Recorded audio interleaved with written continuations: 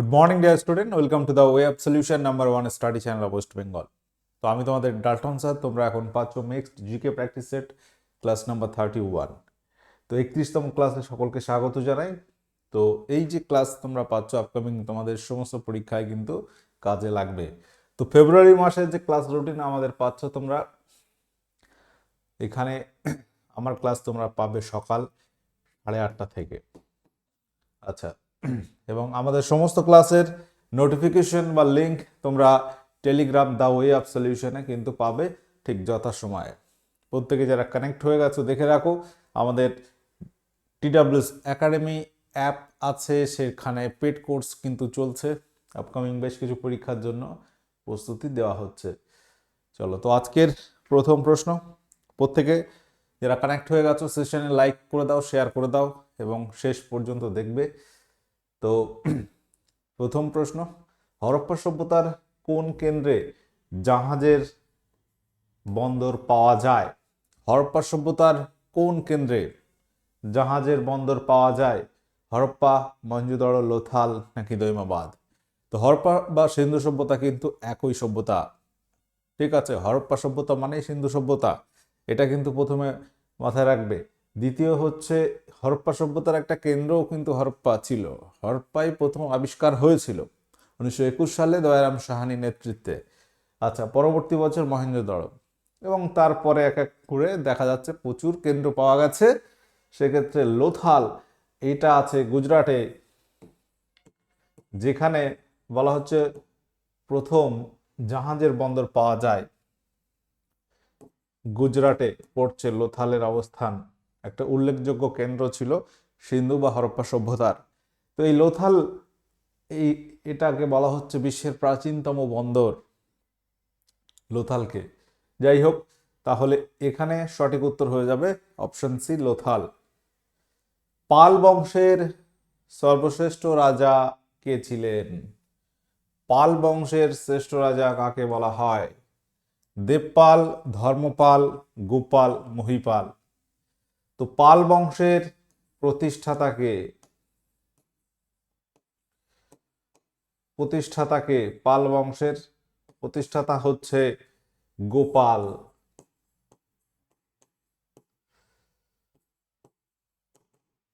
এবং শ্রেষ্ঠ রাজা হচ্ছে দেবপাল। অপশন এ এখানে সঠিক আছে। প্রত্যেকে যারা কানেক্ট আছো তোমরা বলবে যে শেষ রাজা কে ছিল পাল বংশের? শেষ রাজা কে ছিলেন?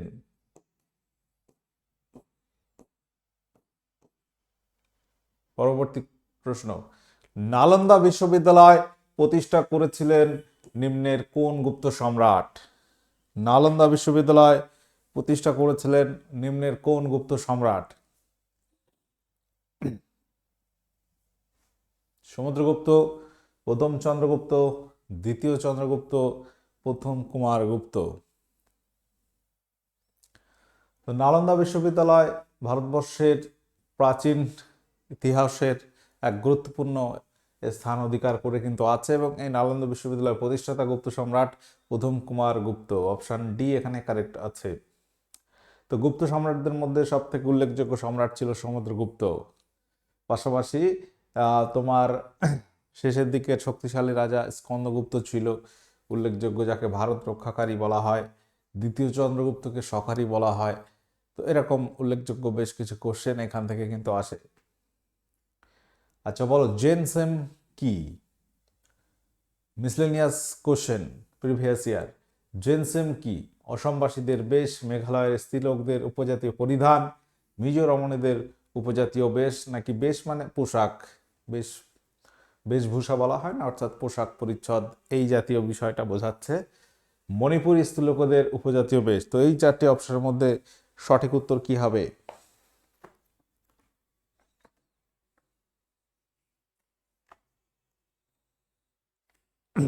বলো।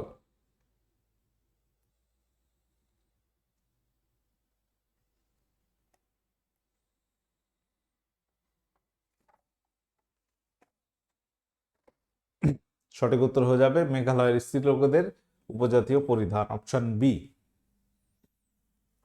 পরবর্তী প্রশ্ন, বার্নার্ড শ বার্নার্ড শ হলেন এই নাটকটির লেখক। এখানে কোন নাটকটির লেখক বলতে হবে?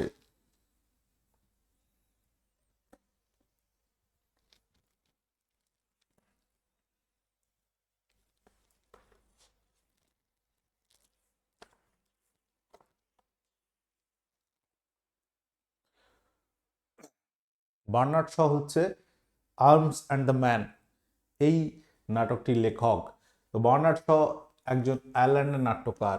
তার বিখ্যাত বেশ কিছু নাটক হচ্ছে Pygmalion, Saint Joan, Heartbreak House, Candida Man and Superman ইত্যাদি উল্লেখযোগ্য। তো বিশেষ করে তোমরা যারা ক্লার্কশিপ, মিসলেনিয়াস বা ফুড এসআইকে টার্গেট করছো, তো স্ট্যাটিক পার্টে কিন্তু খুব বেশি জোর দিতে হবে। স্ট্যাটিক পার্ট থেকে বেশ অনেক কোশ্চেন আসবে, তো সেটা মাথায় রাখো। বিভিন্ন পুস্তক, তার লেখক বা বিভিন্ন নাটক তার লেখক অর্থাৎ বুকস অ্যান্ড রাইটার্স, পাশাপাশি বিভিন্ন সঙ্গীত আর সঙ্গীত রিলেটেড প্রশ্ন, বিভিন্ন বাদ্যযন্ত্র রিলেটেড প্রশ্ন, এগুলো কিন্তু অনেক আসবে। তো অরণ্যের অধিকার এর রচয়িতা কে? মহাশ্বেতা দেবী, সঙ্গীতা বন্দ্যোপাধ্যায়, আশাপূর্ণা দেবী, নাকি option D Mandakranta Sen? Option A Mahasweta Devi এখানে কারেক্ট উত্তর হবে।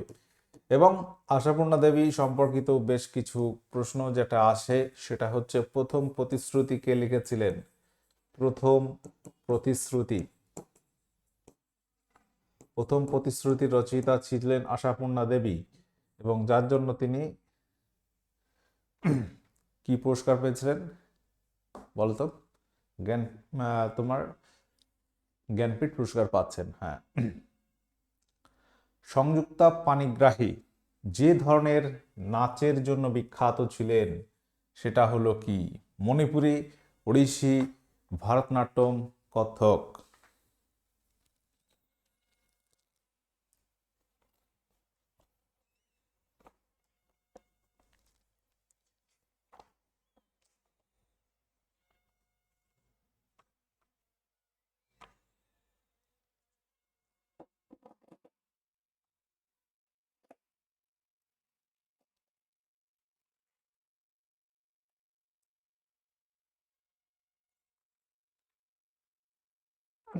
তো এখানে সঠিক উত্তর মনে রাখতে হবে, ওড়িশি হয়ে যাবে সঠিক হচ্ছে, ওড়িশি সঠিক উত্তর হবে।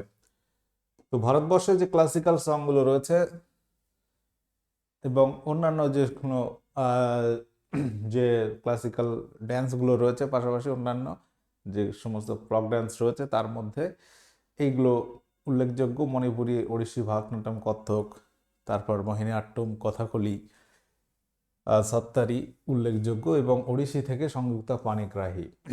কত্থকের জন্য উল্লেখযোগ্য ব্যক্তিত্ব কে আছে যেগুলো পরীক্ষায় খুবই আসে? কত্থক, যেটা মেনলি উত্তর ভারত, উত্তরপ্রদেশ, এখানে বিরজু মহারাজ রয়েছে। বিরজু মহারাজ উল্লেখযোগ্য একটা নাম, বিরজু মহারাজ। এছাড়া শম্ভু মহারাজ, শম্ভু মহারাজ উল্লেখযোগ্য নাম। তোমরা যদি বলো ভারতনাট্যমে উল্লেখযোগ্য একজন নৃত্যশিল্পীর নাম করো, ভারতনাট্যম থেকে উল্লেখযোগ্য একটা নৃত্যশিল্পীর নাম কি হবে?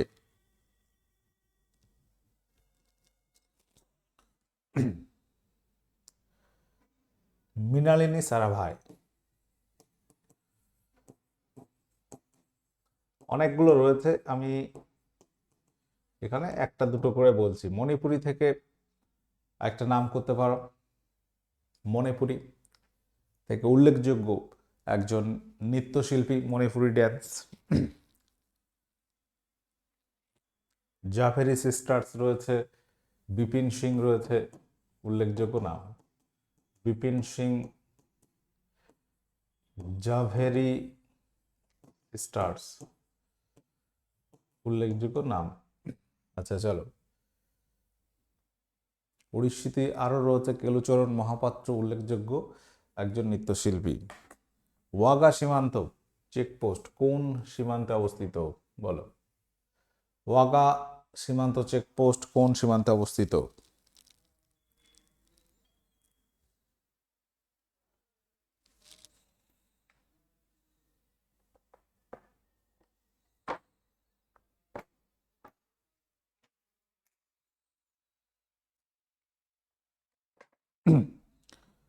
তো এখানে আমরা প্রত্যেকে জানি যে ওয়াগা সীমান্ত যেটা পাঞ্জাবে পড়ছে, এবং পাঞ্জাব মানে ইন্দো পাক বর্ডার। পাকিস্তানের সঙ্গে যে সমস্ত রাজ্যের ভারতের সীমানা রয়েছে, গুজরাট, রাজস্থান, পাঞ্জাব, এইগুলো, জম্মু কাশ্মীর, লাদাখ, ইউনিয়ন টেরিটরির মধ্যে আর কি। তো ইন্দো পাক বর্ডার, এখানে ওয়াগা সীমান্ত রয়েছে। পাশাপাশি তোমরা যদি দেখো স্যার ক্রিক লাইন রয়েছে। আচ্ছা, পাকিস্তানের সঙ্গে রয়েছে র্যাডক্লিফ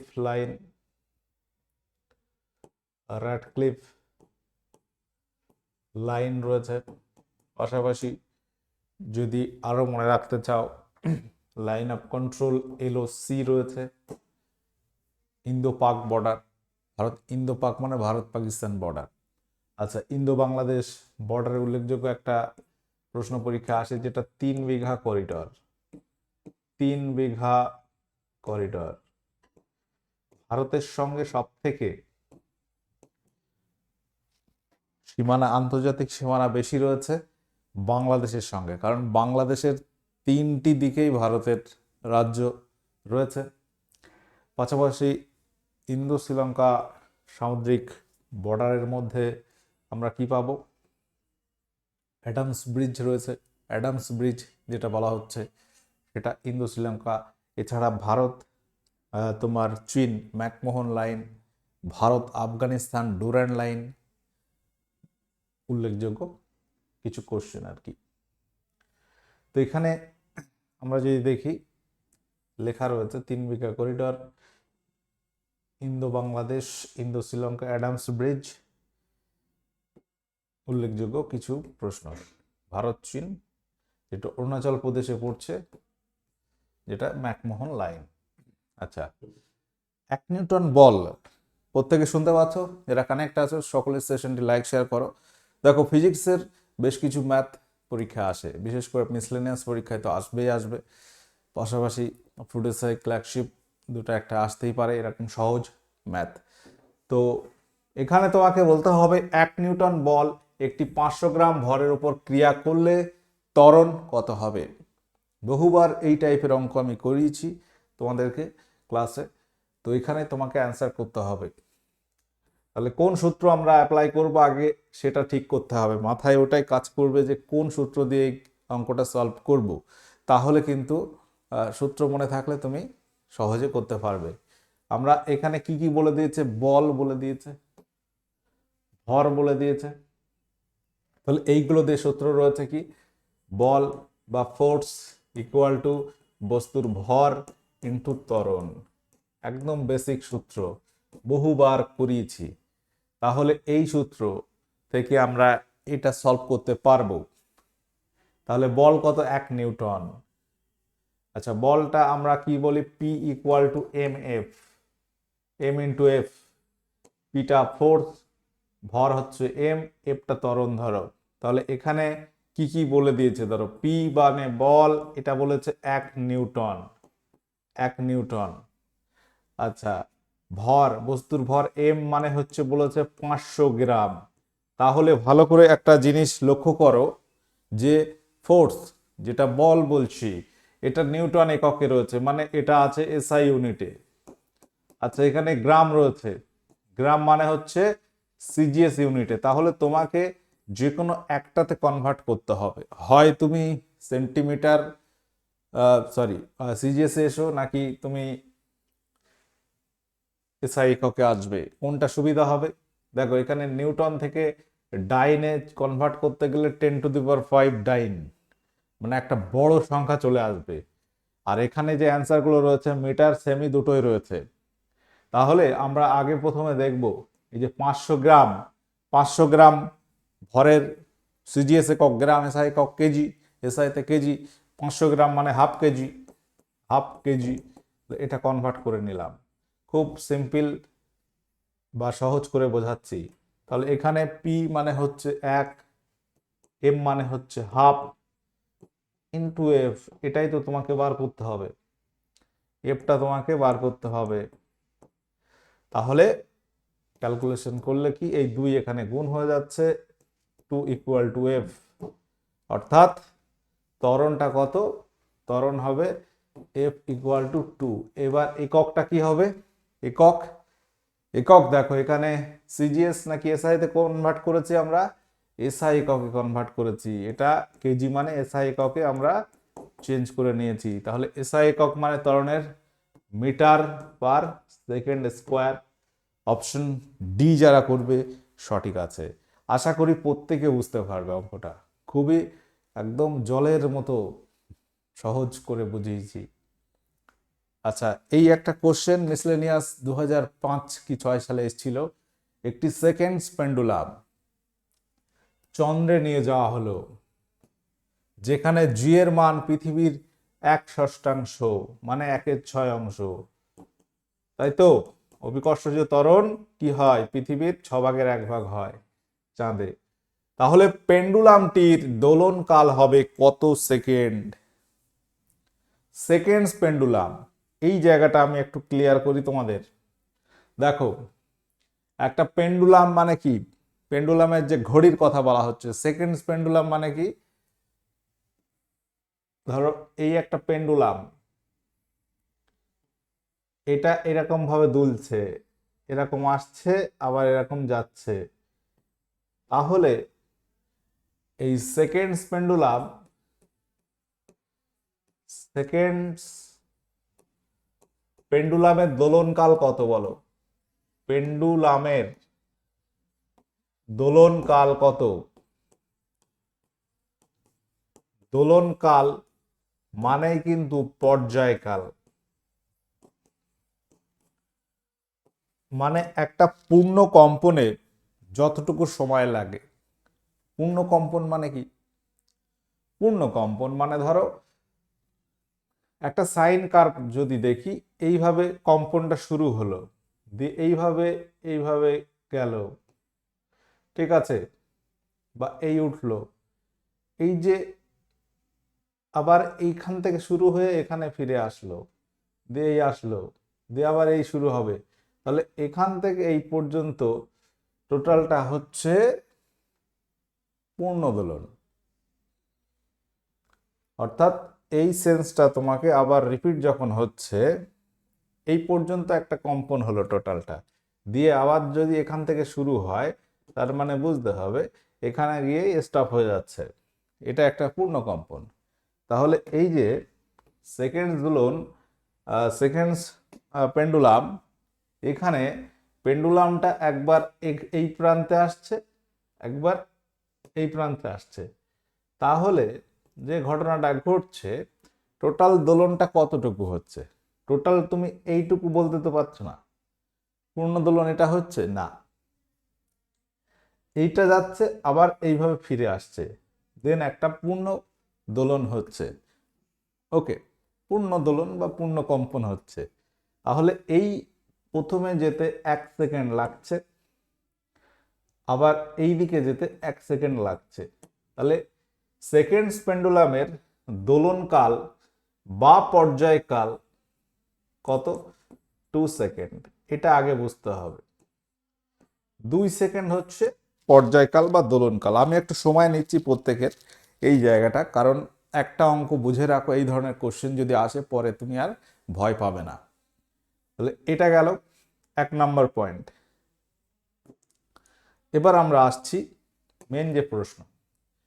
তাহলে একটি সেকেন্ডস পেন্ডুলামকে চন্দ্রে নিয়ে যাওয়া হলো, যেখানে জি এর মান, পৃথিবীতে জি কত, যেটাই হোক, পৃথিবীতে এটা ধরো জি, চাঁদে জি কত হবে, চাঁদে জি হবে কত, 1/6। চাঁদে জিটা জি ড্যাশ লিখছি, 1/6 অফ জি, এটা হবে চাঁদে। এবার সূত্রটা কি, এখানে একটা সূত্র কাজ করবে, যে সূত্র বেস করে আমরা অঙ্কটা করাবো, সেটা হচ্ছে এটা, যে পর্যায়কালের সঙ্গে একটা সম্পর্ক রয়েছে। পর্যায়কাল যদি টি হয়, টি ইকুয়াল টু 2π√L/g। এটা হচ্ছে পৃথিবীতে পৃথিবীতে পৃথিবীতে পর্যায়কাল। আর চাঁদে কি হবে? চাঁদে তাহলে কি হবে? চাঁদে এই টিটাকে আমরা ধরো টি ড্যাশ বললাম, টিটাকে টি ড্যাশ বললাম, তাহলে চাঁদেও এই 2π তো ফিক্সড আছে। আচ্ছা, পেন্ডুলামের দৈর্ঘ্যর কোনো পরিবর্তন নেই, এলটা পেন্ডুলামের দৈর্ঘ্য ধরলাম, আর জিটা তো বিকর্ষীয় ত্বরণ। চাঁদের জিটা কি হবে? ধরো জি ড্যাশ বললাম, তাই তো? এটা চাঁদে হয়ে যাবে দোলনকাল। তাহলে এই দুটোকে যদি আমরা ভাগ করি কি পাবো? টি আর টি ড্যাশ, এটাকে যদি ভাগ করি,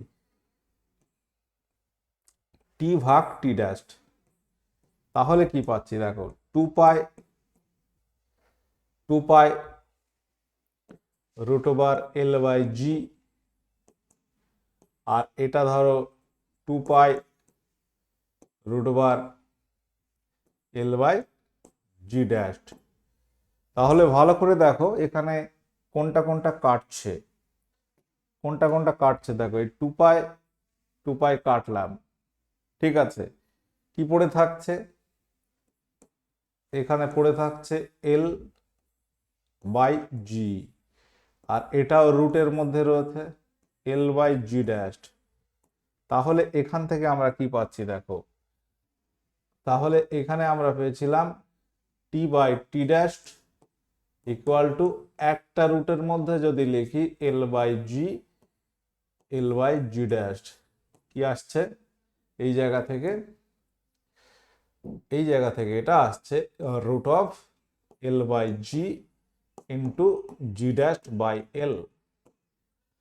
তাহলে এটা কাটছে দেখো, এল আর এল কাটলাম, পড়ে থাকছে √g ড্যাশ বাই জি। এই জায়গাটা কি আসছে? বা জি ড্যাশ মানে কি? প্রথমে দেখো এই পেজে আমরা দেখিয়েছিলাম, এই পেজে জি ড্যাশ মানে 1/6g। তাহলে এখানে আমরা কি বলতে পারছি দেখো, এটা পুরোটা রুট, হ্যাঁ। তাহলে জি ড্যাশ মানে হচ্ছে 1/6 ইন্টু জি। আর এই জায়গাটা একটু সময় নিচ্ছি, প্রত্যেকে একটু ধৈর্য ধরো। এখানে জি, কারণ একটা অঙ্ক শিখে গেলে ভাববে তুমি 1 নাম্বার পেয়ে গেলে, তাই তো? তাহলে এটা আসছে 1/6, √1/6। তাহলে আলটিমেট আমরা কি পেলাম? আলটিমেট এটা পাচ্ছি t/t ড্যাশ ইকুয়াল টু √1/6। এটাকে যদি আমি ঘুরিয়ে লিখি, টি ড্যাশ আমরা বার করব কি? টি ড্যাশটা বার করব যেটা চাঁদে টি। আচ্ছা, এটা হবে √6, জাস্ট উল্টে দিলাম, তাহলে এটা হবে √6। তাহলে আমাদের উদ্দেশ্য ছিল চাঁদে দোলনকাল কত সেটা বার করব, টি ইন্টু √6। টিটা কত? টিটা হচ্ছে 2, এটা পৃথিবীতে টি। আচ্ছা, √6 মানে হচ্ছে 2.5 প্রায় আর কি, মানে টি ড্যাশ পাচ্ছি 5 সেকেন্ড। এই হচ্ছে অঙ্ক। অনেক সময় লেগেছে তাই তো? যাই হোক, একটু লাগলেও অসুবিধা নেই। আচ্ছা, এখানে আমরা লিখছি √6 মানে 2.5 প্রায়, ঠিক আছে, অ্যাপ্রক্স। আচ্ছা, এই টিটা 2 কেন লিখলাম? এই টিটা আমরা পৃথিবীতে টি, এটা এটা সূত্র, পৃথিবীতে টি এটা সূত্র। তো পৃথিবীতে এই যে টিটা আমরা 2 সেকেন্ড প্রথমে কিন্তু বার করেছিলাম। যাই হোক, তাহলে এই জায়গাটা আশা করি বুঝতে পেরেছ। সঠিক উত্তর হবে 5 সেকেন্ড। কিভাবে কি করলাম আর একবার দরকার হয় দেখবে। সূত্রটা কি তাহলে? সূত্রটা টি ইকুয়াল টু 2π√L/g, যেখানে এল হচ্ছে পেন্ডুলামের দৈর্ঘ্য, পেন্ডুলামের দৈর্ঘ্য, পাই মানে 22 সেই ধ্রুবক, 22 অ্যাপ্রক্স আর কি, আর জিটা অভিকর্ষজ ত্বরণ। যাই হোক, চলো পরবর্তী কোশ্চেন। মন্টেগু চেমসফোর্ড সংস্কার আইন পাস হয় কত সালে? একটা প্রশ্নই 10 মিনিট হয়ে গেছে, একটু সময় নিয়ে করালাম। যাই হোক, প্রত্যেকে জানি না কতটা ধৈর্য রেখেছো। ওকে, কোশ্চেন হচ্ছে মন্টেগু চেমসফোর্ড সংস্কার আইন, এটা পাস হয়েছিল 1919 সালে। Option C. দেশীয় ভাষায় সংবাদপত্র নিয়ন্ত্রণ আইন চালু হয় কত সালে? দেশীয় ভাষায় অর্থাৎ আমাদের ভারতবর্ষে যে সমস্ত আঞ্চলিক ভাষায় সংবাদপত্র উপর নিয়ন্ত্রণ আইন আসছে কত সালে, যেটাকে ভার্নাকুলার প্রেস অ্যাক্ট বলা হচ্ছে, 1878 সালে লর্ড লিটন এটা চালু করছে 1878 সালে। তারপরে এটা আবার স্টপ হচ্ছে লর্ড রিপনের সময়। নববিধান ব্রাহ্ম সমাজের প্রতিষ্ঠাতা কে? ব্রাহ্ম সমাজের প্রতিষ্ঠাতা শুধু আমরা যদি দেখি সেটা রাজা রামমোহন রায়। যেটা ব্রাহ্ম সভা ছিল 1828, সেটা ব্রাহ্ম সমাজ হচ্ছে। তারপর ধীরে ধীরে যত দিন গড়াচ্ছে ব্রাহ্ম সমাজের মধ্যেও বেশ কিছু মত পার্থক্য তৈরি হচ্ছে এবং সেখানে আদি ব্রাহ্ম সমাজ আসছে, নববিধান ব্রাহ্ম সমাজ রয়েছে। নববিধান ব্রাহ্ম সমাজ কার নেতৃত্বে প্রতিষ্ঠিত হচ্ছে? কেশবচন্দ্র সেনের নেতৃত্বে 1880 সালে। কোষ তত্ত্বের প্রবক্তা কে? কোষ তত্ত্ব অর্থাৎ সেল থিওরি এর প্রবক্তা কে? Robert Brown, Walter Fleming, Robert Hooke, Schleiden ও সোয়ান। তো কোষবাদ বা কোষ তত্ত্ব, প্রথম কোষের আবিষ্কারক যদি আমরা দেখি সেটা আমরা কি জানি? কোষের আবিষ্কারক রবার্ট হুক, নামকরণও তিনি করেছিলেন। বাট কোষ সম্পর্কে বেশ কিছু ধারণা, উদ্ভিদ বা প্রাণীদের যে ক্ষুদ্রতম অংশবিশেষ যেখানে সমস্ত দেহের মানে মানে সমস্ত দেহের ক্ষুদ্রতম অংশ যেটাকে আমরা কোষ বলছি, এবং সেই কোষের বৃদ্ধির ফলেই এই গঠনটা হচ্ছে, সেটা উদ্ভিদ বা প্রাণী। এই থিওরি যেটা প্রবক্তা দুজন বিজ্ঞানী, একটা হচ্ছে স্লেডেন এবং সোয়ান। Option D. কোন দশায় ক্রোমোজোমগুলি VLIJ আকৃতি ধারণ করে? কোন দশা মানে কোষ বিভাজনের কোন দশায় ক্রোমোজোমগুলি ভি এর মতো শেপ, এল এর মতো আই বা জে আকৃতি ধারণ করে? Prophase, metaphase, anaphase, telophase. তো কোষ বিভাজনের যে বিভাজন দশা, মাইটোটিক দশা, ওখানে আবার 4টি ফেজ রয়েছে, প্রোফেজ, মেটাফেজ, অ্যানাফেজ, টেলোফেজ।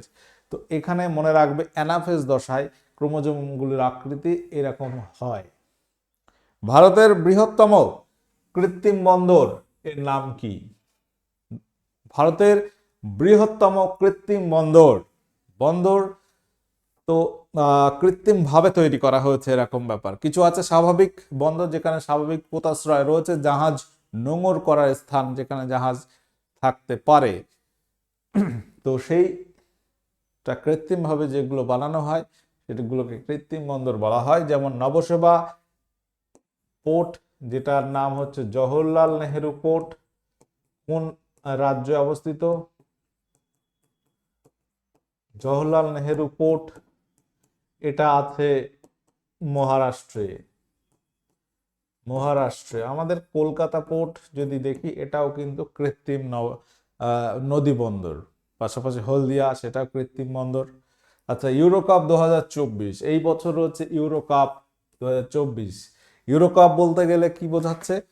ইউরোপের বিভিন্ন দেশগুলোর মধ্যে যে ফুটবল প্রতিযোগিতা মেন্স পুরুষদের ক্ষেত্রে এই ইউরো কাপ 2024 আয়োজন করতে চলেছে জার্মানি। Option C. গতবারের আর ইউরো কাপ চ্যাম্পিয়ন ছিল ইটালি, এবং সেটা দেখা যাচ্ছে যে ইউরোপের 8টি শহরে হয়েছিল। আচ্ছা, সংবিধানের কোন ধারা বলে রাষ্ট্রপতি কোন রাজ্য সরকারকে বরখাস্ত করতে পারেন? কোন ধারা বলে রাষ্ট্রপতি কোন রাজ্য সরকারকে বরখাস্ত করতে পারেন? সঠিক উত্তর হবে 356 নম্বর ধারা, অপশন ডি।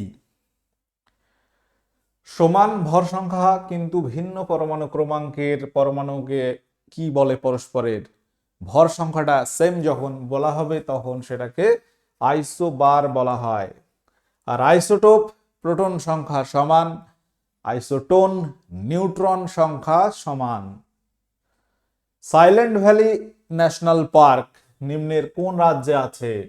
সাইলেন্ট ভ্যালি একটা জাতীয় উদ্যান আছে, যেটি কোন রাজ্যে? কেরল, কর্ণাটক, তামিলনাড়ু নাকি মধ্যপ্রদেশ? সঠিক উত্তর হবে কেরল রাজ্যে। কর্ণাটকে রয়েছে অনেক কৈগা ন্যাশনাল পার্ক, তামিলনাড়ুতে মুদুমালাই, মধ্যপ্রদেশে কানহা ন্যাশনাল পার্ক উল্লেখযোগ্য। তো প্রত্যেকে যারা ক্লাসে আছো, যারা দেখছো, একটা জিনিস দেখে রাখো, WBP ফাউন্ডেশন ব্যাচ একটা লঞ্চ হয়েছে 2.0, অর্থাৎ এখানে এই যে ক্লাস আমরা শুরু করছি 15ই ফেব্রুয়ারি থেকে। প্রত্যেকে যারা ক্লাসে আছো একবার দেখে রাখো, আমাদের 15ই ফেব্রুয়ারি থেকে ক্লাস স্টার্ট হচ্ছে। যারা ভর্তি হওয়ার দ্রুত ভর্তি হয়ে যাও। এবং NM GNM এই ব্যাচটা কিন্তু চলছে, যদি কেউ করতে চাও ক্লাসে ভর্তি হতে পারো। ঠিক আছে, হেল্পলাইন নাম্বার রয়েছে এগুলো। একটা হোমওয়ার্ক দিয়ে আজকের ক্লাস এন্ড করছি। একটু কম প্রশ্ন হলেও যে জিনিস শেখানো হয়েছে কোথাও পাবে। যাই হোক, খুব ইজি করে দুটো ম্যাথ বুঝিয়েছি, যে ম্যাথ থেকে কোশ্চেন তোমরা পাবে, দেখে নিও। 1 নাম্বার পরীক্ষায় মানে বিশাল ব্যাপার। পরীক্ষায় যদি বলো যে 1 নাম্বার স্যার, 1 নাম্বারের জন্য এত খাটতে হবে, অবশ্যই 1টা নাম্বার মানে বিরাট ব্যাপার। ঠিক আছে, চলো আগের বার ক্লার্কশিপে যদি ফাইনাল মেরিট লিস্ট দেখো, 1 নাম্বারের জন্য 1000 স্টুডেন্টস, ওকে, একের জন্য 1000 র্যাঙ্ক পিছিয়ে যেতে পারে তোমার। চিন্তা করবে, তখন বুঝবে যে 1 নাম্বারের ভ্যালুটা কতটুকু। ঠিক আছে, সকলে ভালো থাকো, সুস্থ থাকো। সেশনটি ভালো লাগলে লাইক শেয়ার করে দিও। ওকে, টাটা, বাই।